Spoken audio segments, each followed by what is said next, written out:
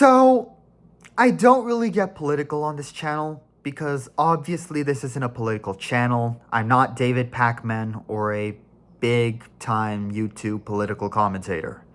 However, when something happens that begins to affect the sports world, I feel I have to address it.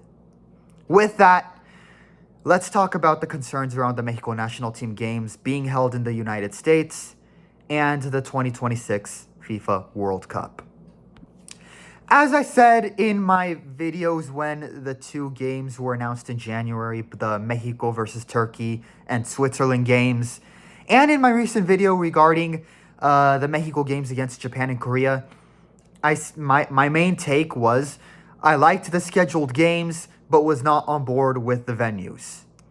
I believe these games should be held in Mexico, in front of Mexico fans in their home country. And after seeing the lower attendance at Mexico's last few games due to the growing fear of the federal law enforcement and ICE, and that fear being the reason people don't want to go and enjoy a football match in the stadium, I will go further and say that Mexico games should no longer be held in the United States and be in Mexico going forward until things calm down. Again, I'm not a political guy on this channel because this isn't a political channel, but when things like this begin to affect the sports world, I feel I have to address this in some way. No person or demographic group deserves to be profiled, harassed, or dehumanized, regardless of their background or social status, in such a large-scale way like what is going on right now, to where they become afraid to go to sports events that are supposed to bring people together, to unite people. And you saw how sports unite people at this game with Mexico versus Turkey. You saw both Turkish and Mexican fans in the stadium, even taking photos and sitting next to each other, enjoying a fun night at the stadium.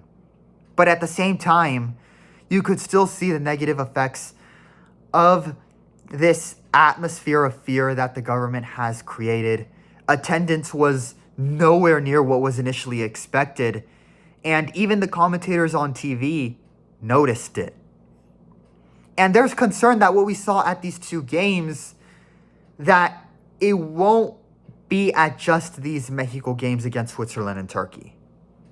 The Club World Cup starts in the US tomorrow, and it was reported that ICE and federal law enforcement can and likely will show up at the Club World Cup and CONCACAF Gold Cup tournaments. This was information based on a Facebook post by the Customs and Border Protection Agency, saying they would be at the Club World Cup opening match in Miami, and that post was then deleted after a few minutes. The Club World Cup, due to already being seen as a blatant cash grab and not as much of a meritocratic tournament, especially after the controversy with Club Leon and the LAFC and Club America play-in game, and fans wondering how serious players will take these games at the Club World Cup, those concerns are already raising issues that FIFA and stadiums are already struggling to sell tickets and get people to go to the games. Nevertheless, there are still football fans loyal to their teams, who love their teams, live and die for them, that tend to still be willing to travel to see the games at the Club World Cup.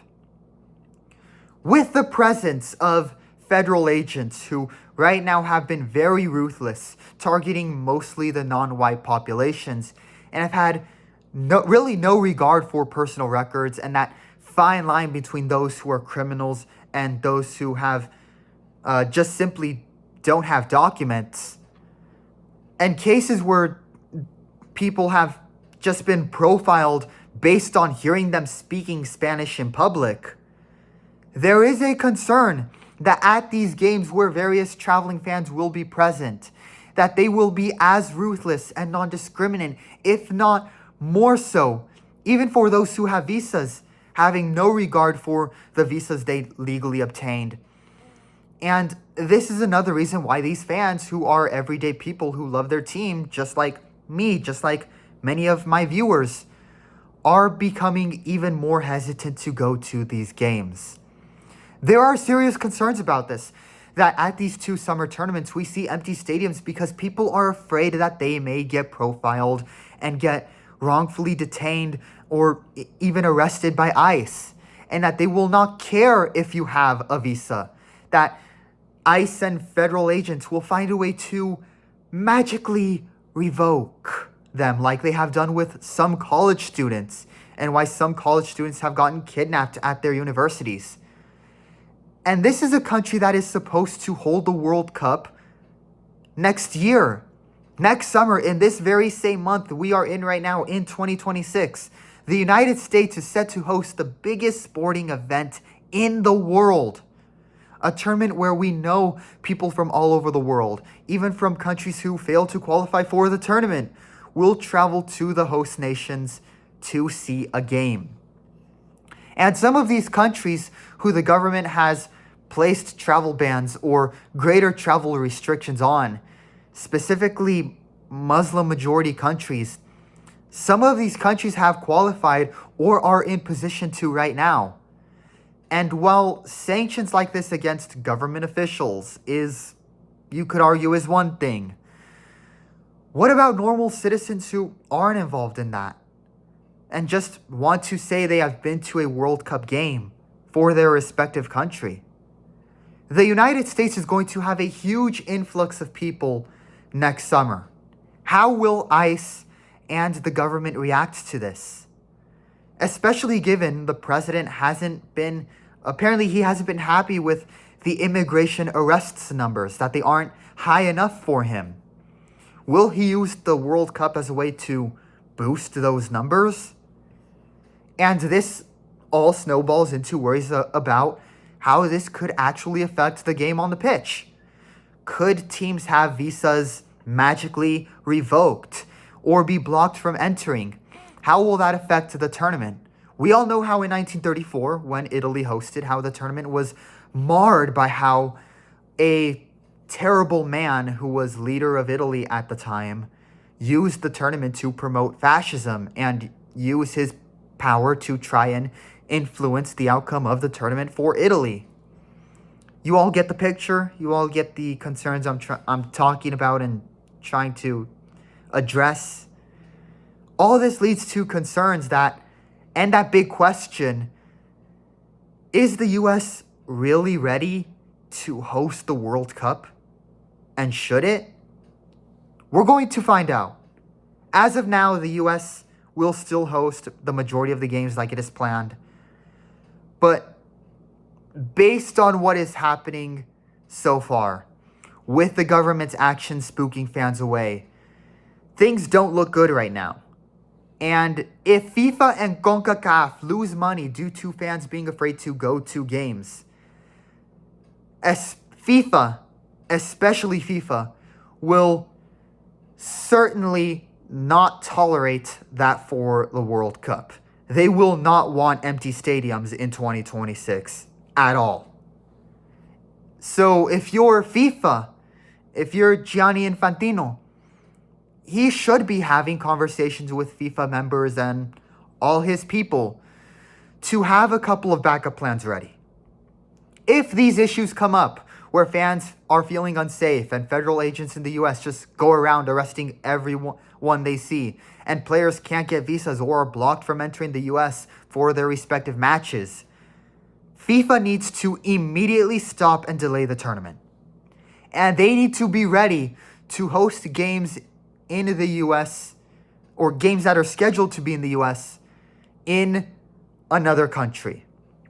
Whether you temporarily bend the stadium requirements to either allow more stadiums in Mexico and Canada to host, like Estadio Jalisco, Estadio Cuauhtemoc, Olympic Stadium in Montreal potentially, or you have the FIFA equivalent of a designated survivor, essentially, and you have a designated country ready to host the tournament in case of a major issue in the original host country.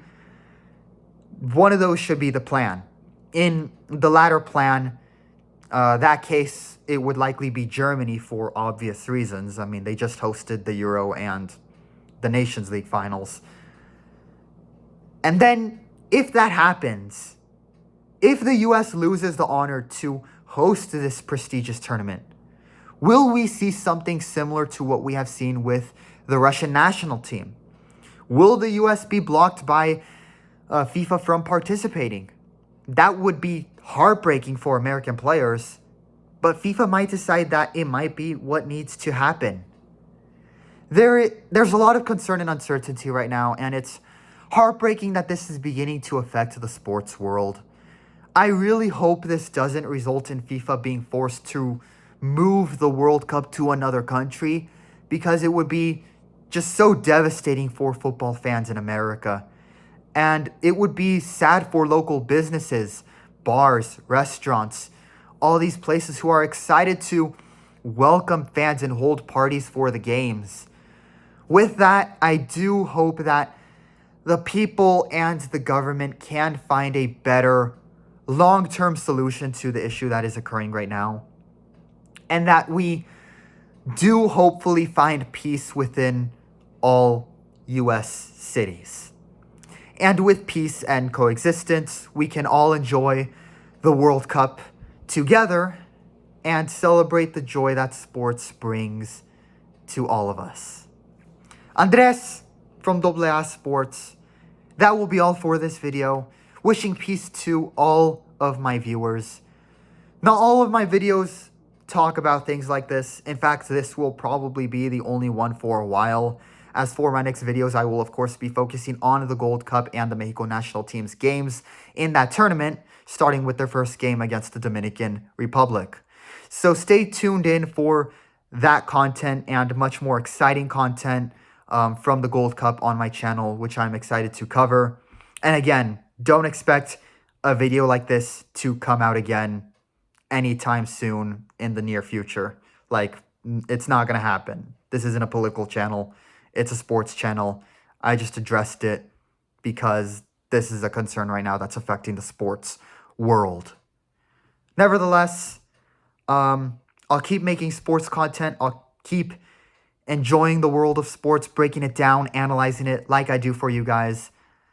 Thanks for listening. I wish peace and happiness to all of my viewers, and that we can hopefully all come together and coexist better in the future. Thanks for watching.